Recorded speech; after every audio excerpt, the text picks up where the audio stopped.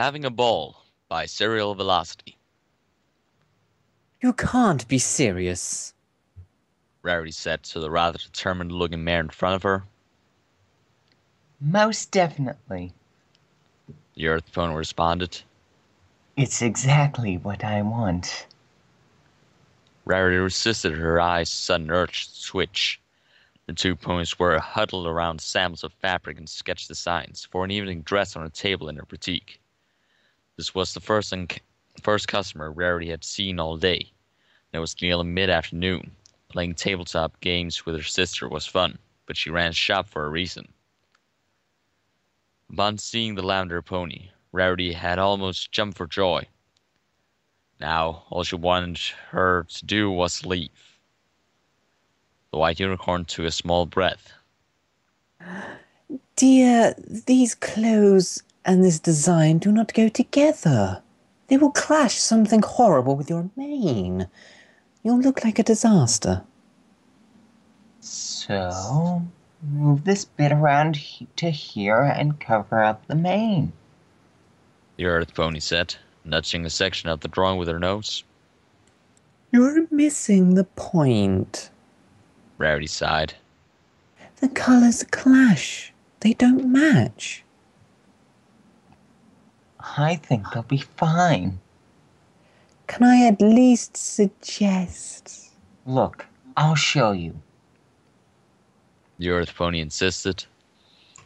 Grabbing with her mouth two of the fabric samples and the colors she wanted, she placed them on her body in a rough approximation of the aura of the dress's folds, and stepped in front of the mirror. Upon seeing her reflection, the lavender pony squealed with delight, turning around and around to view her arrangement from every angle. All Rarity could do for a moment was to watch in horror. The unicorn finally cleared her throat. It's nice, she said, levitating the fabric pieces off of the overeager pony and back to the desk. Tell you what, I'll make two. One in these colours, and one in a different scheme, and then we can see which one you like best. She halfway pleaded, putting on her best smile. The Earth Pony frowned. Will that cost extra? She asked. Well, yes, but... Then I don't want you to do that.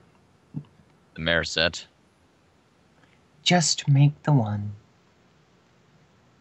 Rarity stretched her fake smile a little bit wider. How about half price for the second dress? I think I can change your mind. Nothing doing.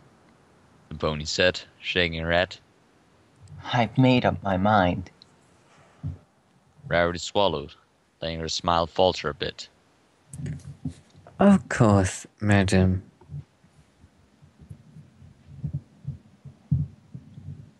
After the money had changed hooves and the Mare had left the shop, Rarity let her head hit the table with a thud. Her one customer of the day, and of course, it had to be one of those ponies. Rarity was a mare of infinite patience, but she really wished some pony could just let the designer be the designer. There wasn't anything new to her, of course, far from it. She had even been comforted in this matter before, by ever-pragmatic Twilight, no less. As long as they pay, who cares? She had said. Rarity had mumbled under her breath that she cared, but she didn't think Twilight had heard it. It wouldn't have been the first time. It was that fine line that all creative minds walked. Was the difference between what you know looks good versus what the customer wants. And the money, of course. Rarity juggled these familiar thoughts as she walked to the back of the store to gather the fabric she would need to construct the outfit. Maybe she would make the second dress free of charge after all. It might be fun and it might convince the Mare that she was just being weird. Rarity levitated the sliding door of her closet open and unconsciously reached out with her magic to grab a roll of the brown fabric, only to grasp empty air. She looked up the rack to find an empty slot where she had been reaching. Of course, she was out. Of course. Shaking her head, the unicorn ventured deeper into the closet to see if she had an extra roll stashed somewhere. It was a long shot that she had tossed an extra sleeve back there. That pattern wasn't produced locally, and certainly wouldn't arrive within the day if she ordered it. Best to check first, then waste the bits, and feel silly. Moving aside boxes of pins and a broken mannequin, she sifted through older and older items. The closet really was a mess. She made a mental note to clean it out someday, even though she knew she wouldn't. An item dropped from an overhead storage bin as Rarity moved several cardboard boxes. She caught the item without thinking before it hit the ground. She glanced at it idly. It was a rubber ball of some... Wait a second. It was a ball. It was her ball. Rarity's jaw dropped ever so slightly as she turned the sphere with her magic, looking at it from all angles, searching for something. Sure enough, she found what she was looking for. A single, faded blue diamond, printed on the side of the scraped and worn rubber surface. All thoughts of the dress were forgotten in a split second, as Rarity sat down, bringing the ball closer to her. She set it down between her legs and gazed at it. She had forgotten she had kept this. She must have tossed it back here many years ago, when she had opened up her shop. Foregoing her magic for a moment, she reached out with a hoof and gently rolled the ball into the wall. It bounced off and came rolling back to her, just as it had so often when she was a filly.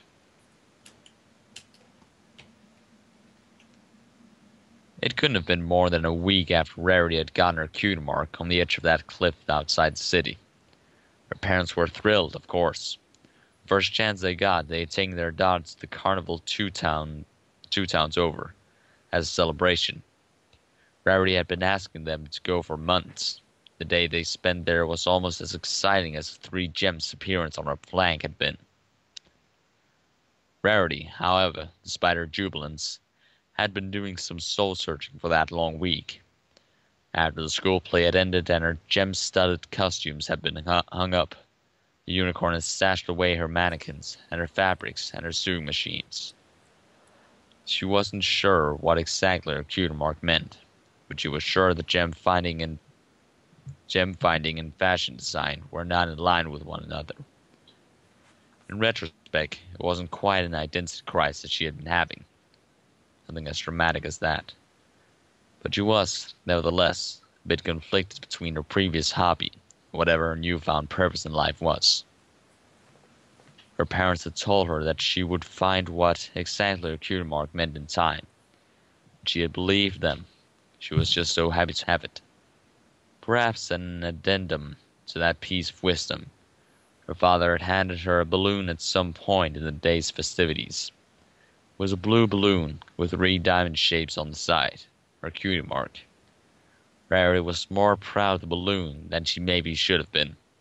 She didn't care. She hung on to it throughout the day. Unfortunately, tragedy befell the balloon on the way home. Upon a chance collision with a passing bird's beak, it had popped as balloons are wont to do.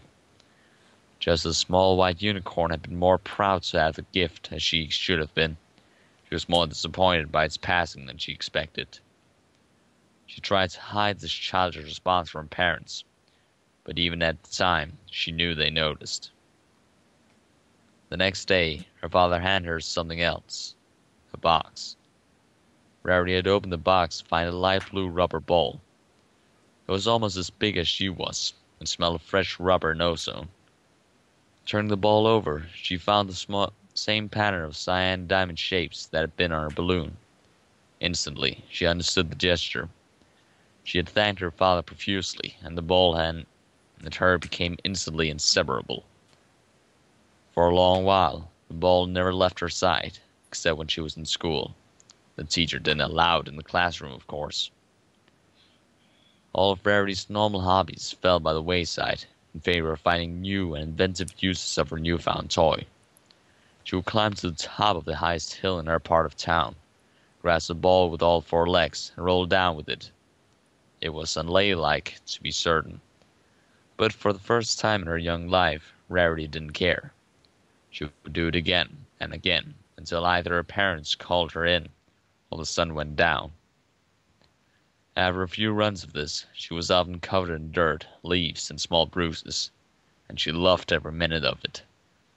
Her mannequins and fabrics, already half a gun by the time of the carnival, were almost totally put out of their mind. She has been vaguely aware at the time of her parents being slightly concerned about this behavior, but they never interfered. Rarity couldn't remember the exact moment when she stopped treating the ball as a toy. All she remembered was one day taking the ball out to the hill. Instead of beginning her usual routine, she caught herself staring at the diamond pattern on the surface. She would look at it and compare it to her own cutie mark. It was a perfect match, of course, which is what her parents had intended. She remembered thinking back to her musings before the carnival about what exactly her mark meant to her. She had never found an answer. She could find gems. She could find them rather well, as it happened. With nary a conscious thought, her horn would guide her towards any gems she cared to name. She could even, sometimes with a bit of luck, find certain colored gems. Gems had many uses in Equestria, and she was quite happy with her bestowed ability. It wasn't her magic that confused her. It was the fact that she had never quite given gems any consideration in her life. Most ponies of her age that she knew got cutie marks that reflected a hobby or an interest that they already had. And yet, here she was, with a cutie mark and a magical talent that had literally come out of the blue moon, no matter how useful it may be. Rarity had sat on that hill for the better part of the afternoon, thinking, until her parents called her in for dinner. She hadn't really tasted her food that night. She was too busy thinking. The next day, she came to her parents and told them that she wanted to try to learn to be a jeweler. They had happily agreed, and taking her to the town's practitioner. Over the course of the next 2 weeks, Rarity learned everything she wanted to about shaping and polishing the gems she was able to find in the ground for the jeweler. She took her practice home, learned to shape the gems with her magic, and her tools produced complicated structures and beautiful shapes. Inevitable, though, Rarity grew tired of simply creating these wonderful things for herself. She went to her father and asked him to teach her about trading and business practices.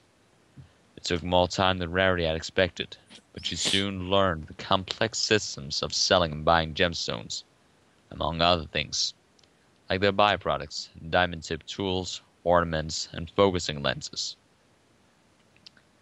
She even managed to bring in a little money with the things she had made out of her own gems, which had pleased her father greatly. It wasn't long before Rarity grew tired of this as well. This time, she wasn't sure why. She tried a number of other odd jobs in the intervening time, like growing her own gemstones and rocks. Nothing held her interest. For every job that she outgrew, the more frustrated she grew with herself. Sometimes she would berate herself, call herself impatient and selfish. Sometimes she would encourage herself, tell herself that she would eventually find what she was looking for. Nothing really seemed to help, except her ball. She would talk to it, not out loud, but in her head. She would ask, after every job, what it was that she was doing wrong. The ball would sit there, silent, and refuse to answer her. Rarity would stare at the diamond pattern on the ball, and it served as a strange source of comfort for her that she couldn't explain. One night, Rarity found a deep gash in the rubber of the ball that she hadn't noticed before. She assumed it had been from one of her downhill treks, more as a distraction to her thoughts than anything else. She had gone in search of something to fix the gash with. Her search led her to her closet. When she opened the sliding doors, she was surprised to find herself face to face with the mannequins she had stuffed there many months ago, all sporting a slight film of dust from disuse. Rarity wasn't sure at first how to react to the imposing model horses. Fashion design had completely left her mind after she had begun her search as to her cutie mark's meaning. It was as if she were looking at an alien language, or something from a long-forgotten past life. And yet, unconscious habit drew her in. Almost without thinking, she grabbed a roll of fabric and some scissors.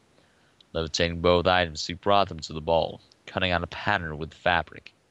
She started to overlay the pieces on top of the ball, in order to cover up the gash. In the process, she covered up the cutie mark image by accident, but she started cutting away more fabric. Soon, she began to bring out more equipment, her sewing machine, her needles, and her thread. Throughout the night, Rarity worked to dress up the ball in an elaborate outfit that showed off the cutie mark and hid the unsightly damage she had unintentionally inflicted on it. Her parents found her the next morning, fast asleep amongst piles of discarded fabric and sewing implements, next to her ball, now probably fashionable.